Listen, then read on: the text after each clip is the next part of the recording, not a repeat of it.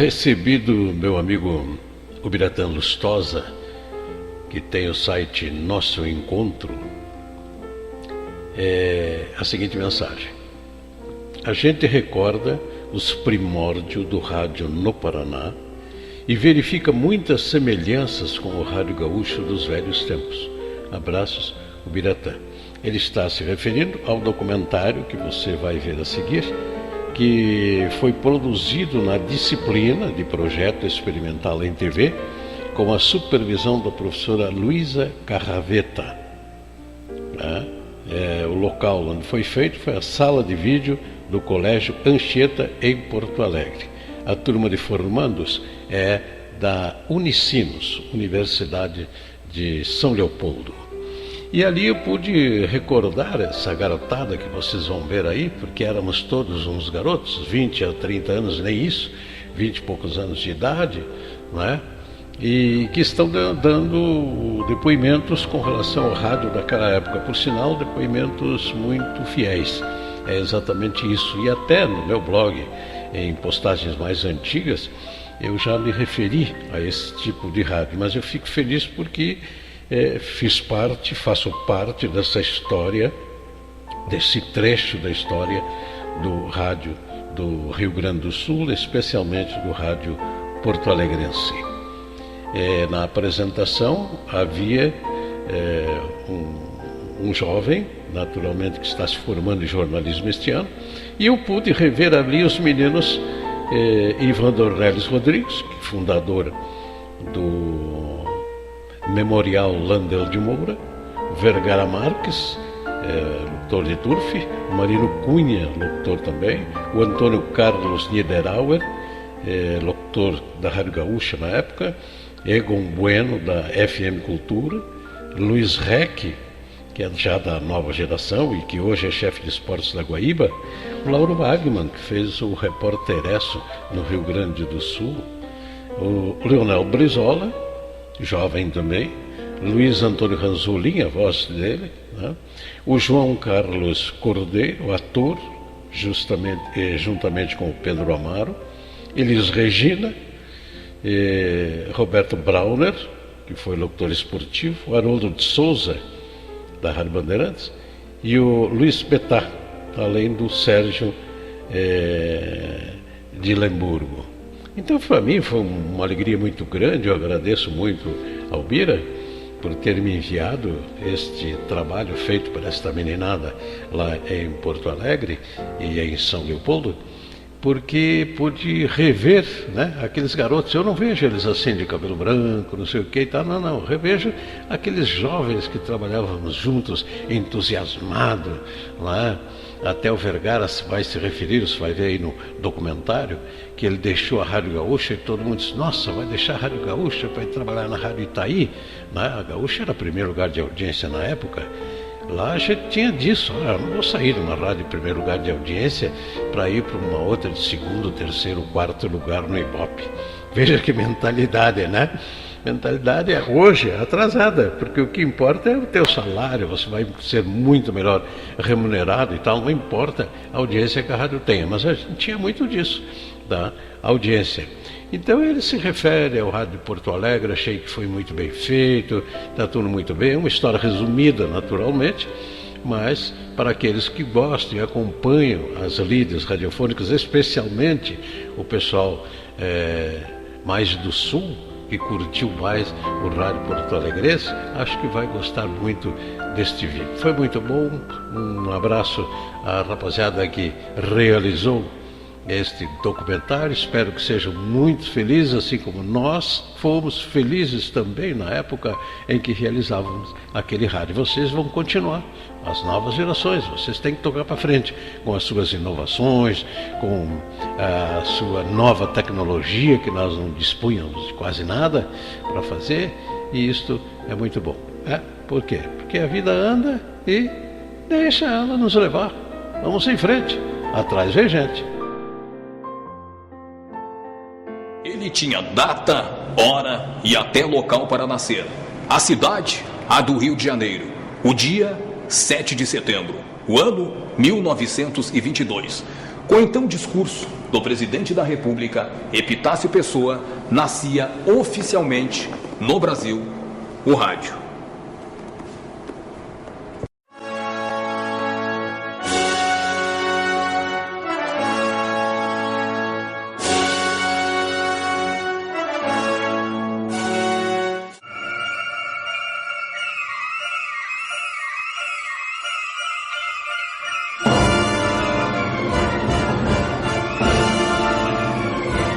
Em Porto Alegre, terra de um dos precursores do rádio, o padre Roberto Landel de Moura, surge em 1924 a primeira emissora, a Rádio Sociedade Rio-Grandense. Roberto Landel de Moura, gaúcho, nascido aqui em Porto Alegre, simplesmente era uma pessoa genial.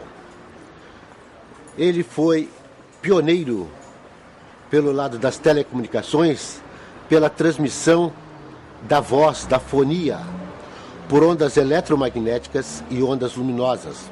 Porto Alegre, nessa época, tinha, pela ordem do dial, Farroupilha, Difusora, Gaúcha, Itaí e a Rádio Clube Metrópole, que já era bem lá mais no final do dial. A Gaúcha no Edifício União, a Farroupilha e a Difusora, onde hoje é a Galeria 7 de Setembro, e a Guaíba era onde sempre foi na Causa Júlia. Então todas as emissoras eram próximas, né? A Guaíba era a rádio padrão de vozes e locutores, aquela coisa toda. Ela era totalmente diferente. Ela também inovou numa época, né? Não tinha jingle, não tinha spot gravado, era tudo ao vivo. O locutor lia os textos ali na hora, né? Não tinha nada gravado. Então a Itaí pertencia ao Lourenço Gabellini, né? E ele então, quando conseguiu o canal de FM, ele quis fazer um FM, assim, digamos, na época era considerada música de primeira qualidade, digamos, né? Então era música orquestrada, música assim, cantada, mas na base da balada, não muito agitada, né? Esse era o estilo da Itaí FM.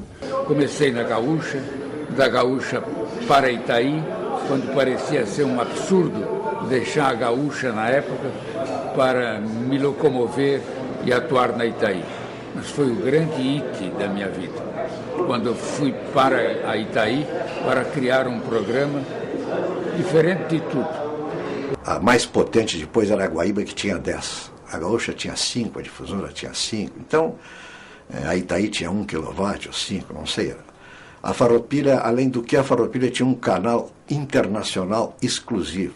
Esse canal que hoje é utilizado pela Gaúcha, porque a Gaúcha trocou de frequência, foi para os 600, que era a Farroupilha. A Guaíba, brigando com a Gaúcha, manteve a possibilidade de surgir uma Bandeirantes, uma Rádio Grenal, uma Rádio Pampa mais antigamente. Quer dizer, essa história de evitar o monopólio, eu acho que ninguém fez tão bem quanto eu. E às vezes a gente tem que deixar essa modéstia de lado, porque nós temos que continuar contando a história, nós não podemos maquiar a história. Eu acho que o rádio todo já mudou muito isso. E eu acho até bom, né? Porque hoje estão primando muito pela qualidade da informação. Não é que vai acabar o locutor, mas acabou aquele locutor que tem que ter o vozeirão, tem isso aí. Eu acho que passou essa fase. Hoje é a coisa mais aprimorada, o pessoal sai de uma faculdade, aquela coisa toda. Então, como é que eu vou dizer? A coisa ficou um pouco mais fina, né? Mais bonita de ouvir, o pessoal tem, independe de voz. Desde o surgimento do rádio, a notícia sempre vem em primeiro lugar. Aqui fala o seu repórteraço, testemunha ocular da história, em edição extraordinária em homenagem aos jornalistas do Brasil. Aqui fala o repórteraço, testemunha ocular da história, com as últimas notícias da UPI. A partir do ESSO se começou a fazer um radiojornalismo mais adequado ao modelo de rádio que nós tínhamos. E o nosso modelo de rádio foi copiado das emissoras britânicas, principalmente, europeias. O rádio compartimentado. Então aqui tinha a hora do tango, a hora do samba, a hora disso, a hora daquilo, a hora das notícias. O noticiário não circulava na rádio, ia direto para a mão do locutor. Então dava tempo de dar uma lida rápida, né? Ver se não tinha algum erro de datilografia, que era tudo datilografado na época, né? E vamos, entrava no ar ali e pronto. Bom. E assim como existe no teatro a expressão corporal, que a gente fala com o corpo, no rádio existe a expressão oral. Ninguém vai ler um convite para enterro rindo. E ninguém vai dar uma notícia agradável, gostosa, em tom fúnebre. Então a voz, ela pauta as emoções da gente. Aproveitei o meu passado de ESSO e a credibilidade que me deu essa coisa toda para atuar na Voz da Legalidade, na Rádio da Legalidade. Quando as emissões começaram lá do porão do Palácio, só tinha um locutor que era profissional, era o Naldo Charão de Freitas, que era locutor da Guaíba e que fazia parte da equipe de imprensa do Brizola. E o Naldo foi para o microfone que nem gato a cabresto, levado. E eu notei que aquilo estava virando num pandemônio, ninguém se entendia. Cada um que chegava lá lia, e lia do jeito que quisesse. Aí eu digo, olha, sabe uma coisa, eu vou me oferecer para ir ler esse troço lá, para dar um pouco de ordem. A qualquer tentativa de golpe nas instituições, sei que nós somos fracos, sei que nós não temos poder militar, mas resistiremos com o nosso idealismo, resistiremos com a força das nossas convicções e com o amor que temos pelo bom nome, pela honra e pela dignidade da nossa pátria. É fato inusitado de a gente entrar no estúdio e quase não conseguir ler um noticiário. Isso é importante.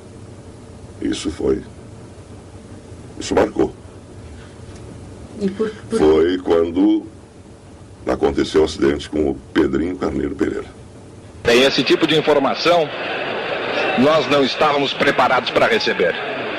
O Pedrinho corre há tanto tempo, morre tanta gente nos autódromos, mas nós sempre imaginamos que com o Pedrinho isso não aconteceria. Confesso para os ouvintes da Rádio Guaíba que não há a menor condição para que nosso trabalho prossiga. A partir desse momento, o Departamento de Esportes da Rádio Guaíba hoje vai encerrar as suas atividades. Nós não transmitiremos o jogo do Internacional em São Paulo, nem o jogo do Grêmio contra a Desportiva Ferroviária. Vamos colocar um ponto final na participação do Departamento de Esportes da Rádio Guaíba nesta jornada esportiva Ipiranga e nesta transmissão. Os programas de auditório marcaram também a história do rádio de Porto Alegre. Os programas de auditório, eu fazia um programa que começava às 11h30 da manhã e ia até 1h da tarde. Chamava-se Rádio Sequência, era no auditório da rádio ali na Siqueira Campos, onde é a Galeria 7 de Setembro. E era um programa diversificado, assim, de música, de leitura de editorial. E só para te dar uma ideia, a Farroupilha tinha uma grande orquestra Farroupilha, o maestro Salvador Campanella, que era o que dirigia o departamento musical da rádio, né? A grande orquestra Farroupilha era a terceira melhor orquestra do país. O conjunto do Norberto Baldalfi tocava na Rádio Sequência. O Plauto Cruz, que está vivo até hoje, deve estar com 80 e alguma coisa, tocava flauta no regional do Antoninho Maciel. Então, esse programa Rádio Sequência é para aquele pessoal que trabalhava no centro da cidade, na hora do almoço, ia assistir o programa, comia um sanduíche e assistia o programa. Estava sempre cheio o auditório, né? Crianças, vivemos cantando, fundando alegre igual. A juventude é mesmo assim, toda alegria, e sonhos sem fim. Nós vivemos a nossa vida, licença não conhecemos. E vamos comigo, deixamos aqui.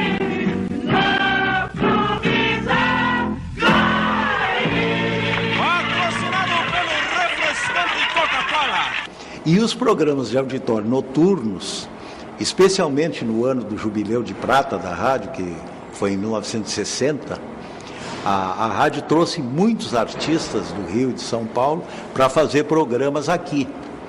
Tito Madi, Agostinho dos Santos, a Dalva de Oliveira, né? A Maísa, enfim, né? O Francisco Egídio, o Gregório Barrios, que fez amizade comigo, a gente ia jantar no Treviso. Vocês também nunca ouviram falar do Treviso. O Treviso era o restaurante da noite de Porto Alegre, ali no mercado, né? Então, esses programas, quem apresentava era eu. Programa de artistas que vinham para cantar. As radionovelas encantavam os seus ouvintes com as suas histórias fascinantes. Mas naquela época não existia televisão. Então, as novelas eram o divertimento das pessoas. A gente pegava, o capítulo da novela era impresso em mimeógrafo. Tá? Aí tiravam cópias para todos. E a gente ensaiava. Aí o diretor diz, olha, dá mais emoção aqui, né? E os ruídos, era o Moacir Ribeiro, que era um colega nosso, fazia cavalo correndo, era 2 metades de coco, ele batia numa pedra, assim, incêndio, ele pegava um papel celofane e fazia assim na frente do microfone, né? Tudo era, digamos, forjado. E uma vez ensaiado e o diretor estando satisfeito, na hora da novela a gente ia para dentro do estúdio, ficava 3 ou 4 em cada microfone, um microfone aqui, 3 ou 4, outro microfone ali, e ia se interpretando os papéis, né? E o sonoplasta, que era o cara do som, fazia intervalos nas cenas com música. E a maior emoção foi quando digamos, minha esposa, que também foi radioatriz, que eu a incentivei porque ela tinha uma postura muito boa, uma postura grave, chamava-se a Dama Galã, não era a mocinha, a voz fininha, aquela voz sofredorazinha, era uma Dama Galã, que era ruim nas novelas. Forcei e ela fez e se venceu nessa área. E teve uma oportunidade que o diretor me deu a chance de eu trabalhar com ela. Ela já era minha noiva. E eu fui trabalhar com a minha esposa, minha noiva. Eu fazia, parece incrível, não um pai dela, mas uma pessoa amiga da família com voz mais velha do que ela. Ela é mocinha ainda. E eu já era moço, mas uma voz mais impostada. E eu era o tio dela, que fazia uma voz grave para aconselhá-la na vida, como seria bom isso ou aquilo. Isso me emocionou, muito verdade. Está guardado no pensamento e dela também. O rádio de Porto Alegre teve grandes profissionais na área esportiva. Eu acho que hoje o esporte não só é importante, como é fundamental, né, para a manutenção do rádio. Quer dizer, também as rádios que transmitem jornalismo junto com o esporte, elas precisam do esporte.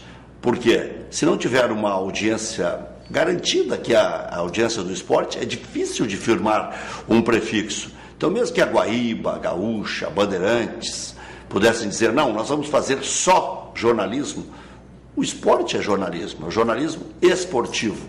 Foi importantíssimo, né, na manutenção da audiência das emissoras de rádio, mesmo com o surgimento da televisão, da internet, a ampliação de jornais.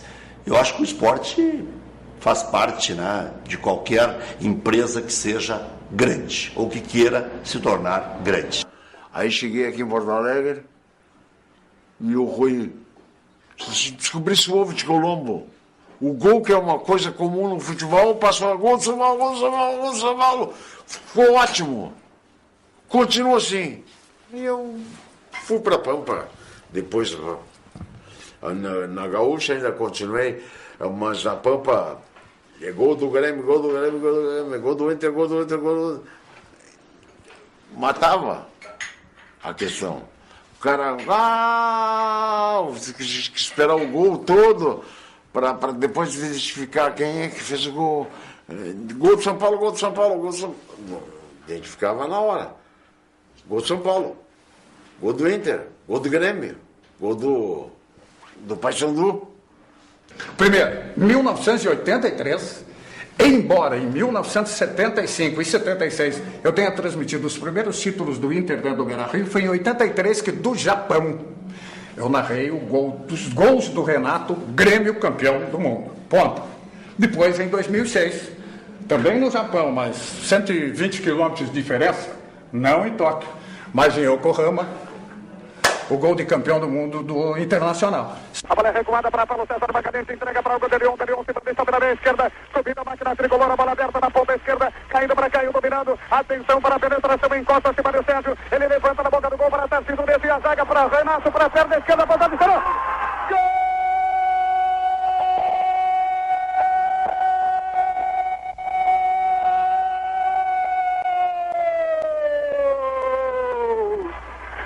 Predestinado Renato! Perna esquerda do Índio buscando o Adriano. Adriano para Luiz Adriano. Luiz Adriano para Yarley. Contra-golpe do time do Internacional. É numa dessa que pode acontecer o gol do título. Girou na esquerda para Adriano. Bateu para o arco. Adivinho!